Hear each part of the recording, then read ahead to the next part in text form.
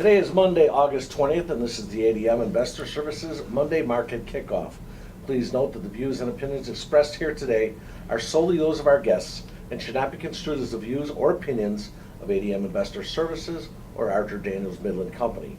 Today's guests are Steve Freed, Vice President of Grain Research at ADMIS, and Alan Bush, ADM Investor Services Senior Financial Economist.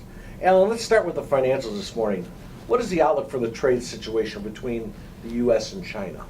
Well, for quite some time, things seem to not be moving well, but now we do have some trade talks scheduled for Wednesday and Thursday. Although these are considered to be lower level talks, at least it is viewed as some type of progress. So I would think there will be some type of resolution, probably not this week, but I think there is something good coming our way.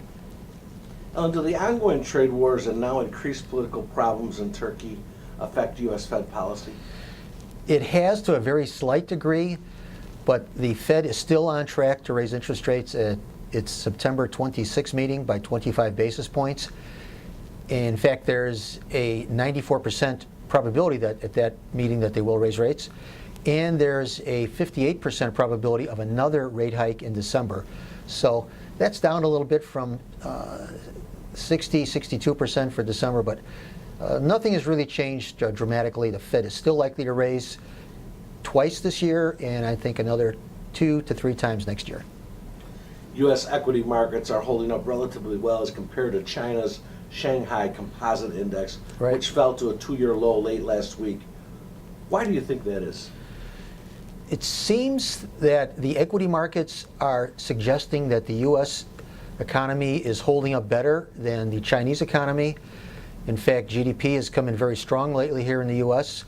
And in the third quarter, the Atlanta Fed is predicting GDP likely to be up 4.3%, while China's GDP has actually fallen a little bit.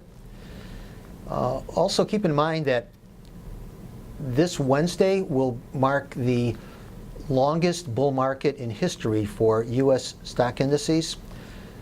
So the U.S. appears to be faring relatively well, in fact, much better. So that would suggest a positive outcome overall.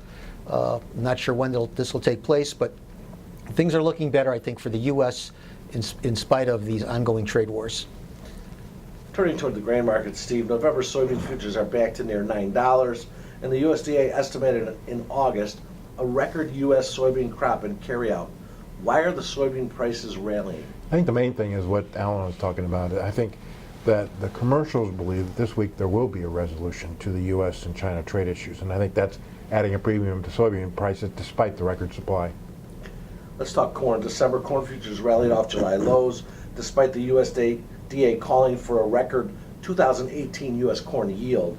Why have prices rallied, and do you think this can continue? I think it's a combination of two things. Number one is the demand is also record, especially on the export side. Lower Brazil crop and some lower crops in Europe and the former Soviet Union could have record corn exports, so that's helping the nearby demand. And then secondly, some people kind of discount a little bit the U.S. corn yield because of the quick maturing crop and the fact that July was drier than normal. On our farm, we were looking at a plant population that could yield about 230, 235 bushels per acre. But because the rain was less than normal in July, we might get something around 170 or 180. See, let's take a quick look at the wheat market. December wheat futures are giving back most of Friday's gains this morning. Why is this, and what's the outlook for wheat? Commitments of traders on Friday showed that the funds are record long combined Chicago and Kansas City wheat futures. So on one hand, it's kind of disappointing that the funds bought that much wheat in a short period of time and we aren't making new highs. There was some profit taking last week and overnight in Europe and some profit taking today.